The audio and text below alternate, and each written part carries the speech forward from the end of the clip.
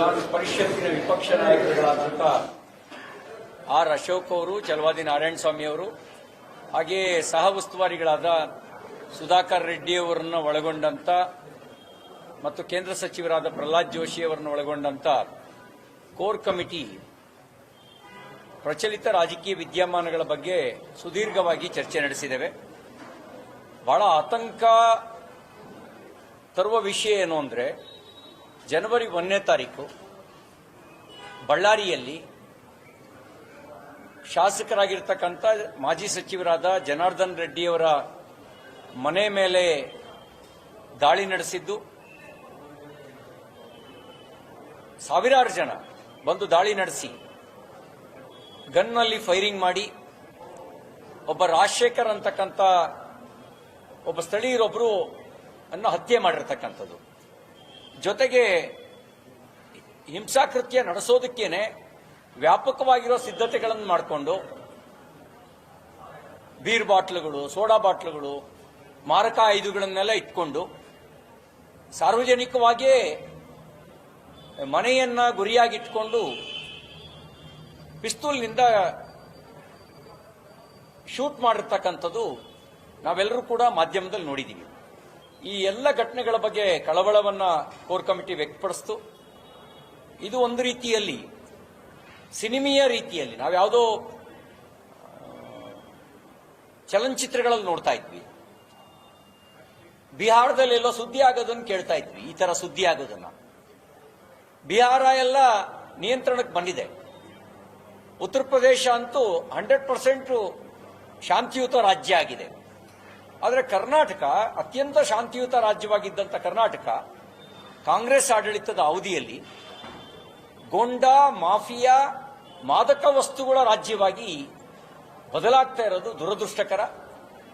ಇದರ ಹಿಂದೆಡೆ ದೊಡ್ಡ ಷಡ್ಯಂತ್ರ ಇರೋ ಹಿನ್ನೆಲೆಯಲ್ಲಿ ಕಾಂಗ್ರೆಸ್ ಶಾಸಕರೇ ಇಡೀ ಘಟನೆಗೆ ಪ್ರಚೋದಿಸಿರೋದು ಮತ್ತು ದಾಳಿಯ ನೇತೃತ್ವವನ್ನು ವಹಿಸಿರೋದು ಸಾರ್ವಜನಿಕವಾಗಿ ಮಾಧ್ಯಮಗಳಲ್ಲೇ ನಾವು ನೋಡಿದ್ದೇವೆ. ರಾಜ್ಯ ಸರ್ಕಾರದ ಕಡೆಯಿಂದ ನಡೆಸ್ತಕ್ಕಂಥ ಯಾವುದೇ ತನಿಖೆ ನ್ಯಾಯಯುತವಾಗಿರುತ್ತೆ, ನಿಷ್ಪಕ್ಷಪಾತವಾಗಿರುತ್ತೆ ಅನ್ನುವಂಥ ನಂಬಿಕೆ ನಮಗಿಲ್ಲ. ಒಬ್ಬನ ಹತ್ಯೆ ಆದರೂ ಕೂಡ ಸಾರ್ವಜನಿಕವಾಗಿ ದಾಳಿಯಾಗಿ ಸಿನಿಮೀಯ ರೀತಿಯಲ್ಲಿ ಗುಂಡು ಹಾರಿಸಿರೋದು ಕಂಡು ಬಂದರೂ ಕೂಡ ಸರ್ಕಾರ ಕಾಜಿ ನ್ಯಾಯ ಮಾಡ್ತಾ ಇದೆ, ಕಾಂಗ್ರೆಸ್ ಕಾಜಿ ನ್ಯಾಯ ಮಾಡ್ತಾ ಇದೆ. ದಾಳಿಯಾಗಿದ್ದು ಬಿಜೆಪಿ ಶಾಸಕರ ಮನೆ ಮೇಲೆ, ಕೇಸ್ ಹಾಕಿರೋದು ಬಿಜೆಪಿ ಕಾರ್ಯಕರ್ತರಿಗೆ, ಮತ್ತು ಕಾಜಿ ನ್ಯಾಯ. 14 ಜನ ಕಾಂಗ್ರೆಸ್ನವರಿಗೆ ಅರೆಸ್ಟ್ ಮಾಡಿದೀವಿ, 11 ಜನ ಬಿಜೆಪಿಯವರನ್ನ ಅರೆಸ್ಟ್ ಮಾಡಿದೀವಿ. ನಾನು ಕೇಳಕ್ ಬಯಸ್ತೇನೆ, ಬಿಜೆಪಿ ಕಾರ್ಯಕರ್ತರು ಕಾಂಗ್ರೆಸ್ ಶಾಸಕನ ಮನೆ ದಾಳಿಗೆ ಹೋಗಿದ್ರಾ, ಅಥವಾ ಕಾಂಗ್ರೆಸ್ ಕಾರ್ಯಕರ್ತರು ಗುಂಡಾಗಳೊಂದಿಗೆ ಶಾಸಕರ ನೇತೃತ್ವದಲ್ಲಿ ಬಿಜೆಪಿ ಶಾಸಕ ಜನಾರ್ದನ್ ರೆಡ್ಡಿ ಅವರ ಮನೆಗೆ ದಾಳಿಗೆ ಬಂದಿದ್ರಾ? ಇಲ್ಲಿ ಸ್ಪಷ್ಟ ಆಗತ್ತೆ, ಜನಾರ್ದನ್ ರೆಡ್ಡಿ ಅವರ ಮನೆ ಮೇಲೆ ದಾಳಿ ಮಾಡಿರೋದು, ಅವರ ಹತ್ಯೆಗೆ ಪ್ರಯತ್ನ ಮಾಡಿರೋದು ಮತ್ತು ಆ ಹತ್ಯೆಯ ಟಾರ್ಗೆಟ್ ಜನಾರ್ದನ್ ರೆಡ್ಡಿ ಅವರು, ಗುರಿ ತಪ್ಪಿ ಕಾಂಗ್ರೆಸ್ ಕಾರ್ಯಕರ್ತ ಹತ್ಯೆ ಆಗಿರೋದು. ಇದೆಲ್ಲ ನೋಡಿದಾಗ ಇದಕ್ಕೆ ಸಿಬಿಐ ತನಿಖೆ ಸೂಕ್ತ ಅಂತಕ್ಕಂಥ ತೀರ್ಮಾನಕ್ಕೆ ಕೋರ್ ಕಮಿಟಿ ಬಂದಿದೆ. ರಾಜ್ಯ ಕೋರ್ ಕಮಿಟಿ ಸಿಬಿಐ ತನಿಖೆಗೆ ಆಗ್ರಹಿಸಿ ನಿರ್ಣಯವನ್ನ ಕೈಗೊಂಡಿದೆ. ಇದರ ಜೊತೆಗೆ 4 ವಿಧಾನ ಪರಿಷತ್ತಿನ ಶಿಕ್ಷಕ ಮತ್ತು ಪದವೀಧರ ಕ್ಷೇತ್ರಗಳ ಚುನಾವಣೆ, ಅದಕ್ಕೆ ಸಂಬಂಧಿಸಿದಂತೆ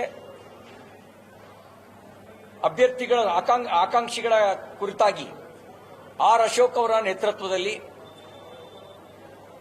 ಗೋವಿಂದ ಕಾರಜೋಳರು, ನಾನು ಎಲ್ಲ ತಂಡಗಳ ಪ್ರವಾಸವನ್ನು ಮಾಡಿದ್ವಿ. ನಳಿನ್ ಕುಮಾರ್ ಕಟೀಲ್ರು ಎಲ್ಲ ಆ ತಂಡಗಳ ಪ್ರವಾಸ ಮಾಡಿ ವರದಿಯನ್ನು ಕೊಟ್ಟಿದ್ದೇವೆ. ಆ ವರದಿಯನ್ನು ಆಧರಿಸಿ ಎನ್ಡಿಎ ಪಕ್ಷದ ಎನ್ಡಿಎ ಘಟಕದ ಭಾಗ ಆಗಿರತಕ್ಕಂಥ ಜನತಾದಳದ ಜೊತೆಗೂ ಸಮಾಲೋಚನೆ ಮಾಡಿ ಶೀಘ್ರಾತಿ ಶೀಘ್ರದಲ್ಲಿ ಭಾರತೀಯ ಜನತಾ ಪಾರ್ಟಿ ಪಾರ್ಲಿಮೆಂಟರಿ ಬೋರ್ಡ್ಗೆ ಬಿಜೆಪಿ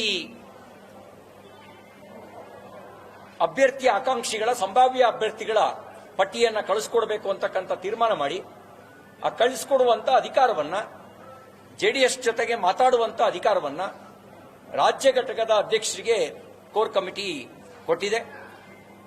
ಇದಲ್ಲದೆ ಗೃಹಲಕ್ಷ್ಮಿ ಯೋಜನೆಯ ಹಣದ ದುರುಪಯೋಗ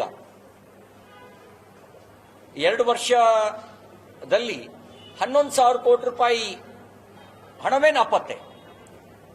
11 ರೂಪಾಯಿ ಅಲ್ಲ, 11,000 ರೂಪಾಯಿ ಅಲ್ಲ, 11,000 ಕೋಟಿ ರೂಪಾಯಿ ಹಣ ನಾಪತ್ತೆ. ಸುರೇಶ್ ಕುಮಾರ್ ಅವರು ಹೇಳಿದಂತೆ ಹೈದರಾಲಿ ಲೆಕ್ಕ, ಬಡವರಿಗೆ ಕೊಡಬೇಕಾದಂತ, ಬಡ ಮಹಿಳೆಯರಿಗೆ ಕೊಡಬೇಕಾದಂತ ದುಡ್ಡಿನಲ್ಲಿ ಹೈದರಾಲಿ ಲೆಕ್ಕ ಮಾಡಿ ಹಣ ನುಂಗಿರುವಂತ ಸರ್ಕಾರದ ನೀತಿಯ ವಿರುದ್ಧ ಬ್ರಾಂಡ್ ಬೆಂಗಳೂರು ಅದು ಡ್ರಗ್ಸ್ ಬೆಂಗಳೂರಾಗಿ, ಬಾಂಗ್ಲಾ ನಿವಾಸಿಗಳ ಬೆಂಗಳೂರಾಗಿ, ಕೊಲೆ ಅತ್ಯಾಚಾರದ ಬೆಂಗಳೂರಾಗಿ,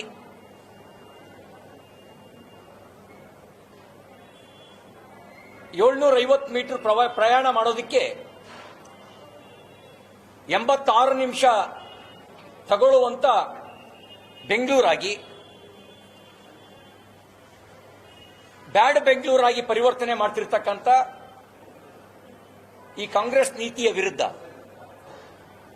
ಬೆಂಗಳೂರು ಅಂದ್ರೆ ಅದು ಕೆಂಪೇಗೌಡರ ಬೆಂಗಳೂರು, ಕಾಂಗ್ರೆಸ್ ಕೈನಲ್ಲಿ ಅದು ಬ್ಯಾಡ್ ಬೆಂಗಳೂರಾಗಿ ಬದಲಾಗಿದೆ. ನಾವೀಗ ಬೆಂಗಳೂರು ಉಳಿಸಬೇಕಾಗಿದೆ, ಸೇವ್ ಬೆಂಗಳೂರು, ನಾವು ಬೆಂಗಳೂರು ಉಳಿಸಬೇಕಾಗಿದೆ. ಈ ವಿಷಯವನ್ನು ಆಧರಿಸಿ ಬಗರುಕುಂ ಸಾಗುವಳಿ, ಬಿಪಿಎಲ್ ಕಾರ್ಡು ರದ್ದುಪಡಿಸಿರೋದು, ಅತಿವೃಷ್ಟಿ ಪರಿಹಾರವನ್ನು ಸಮರ್ಪಕವಾಗಿ ವಿತರಣೆ ಮಾಡದೇ ಇರೋದು,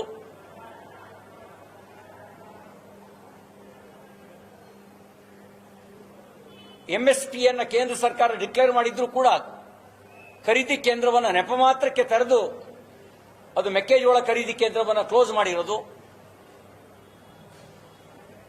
ಇತ್ಯಾದಿ ಎಲ್ಲ ವಿಷಯವನ್ನು ಇಟ್ಕೊಂಡು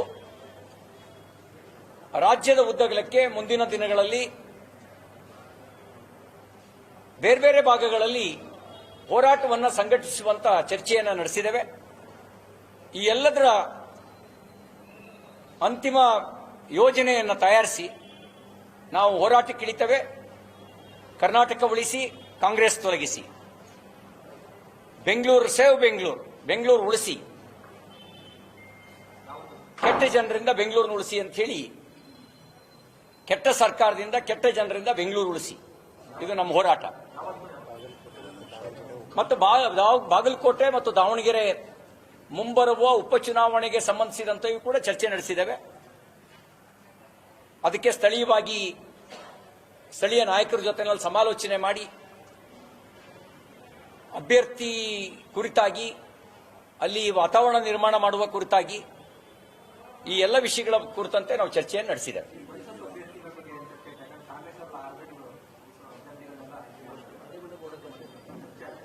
ಪಾರ್ಲಿಮೆಂಟರಿ ಬೋರ್ಡ್ಗೆ ಜೆಡಿಎಸ್ ಜೊತೆ ಸಮಾಲೋಚನೆ ಮಾಡಿ ರೆಕಮೆಂಡ್ ಮಾಡುವ ಅಧಿಕಾರವನ್ನು ರಾಜ್ಯಾಧ್ಯಕ್ಷಿ ಕೊಟ್ಟಿದೆ. ಅದನ್ನು ಚರ್ಚೆ ನಡೆಸಿ ಆಮೇಲೆ ನಿರ್ಣಯ ತೆಗೆದುಕೊಳ್ತಾರೆ.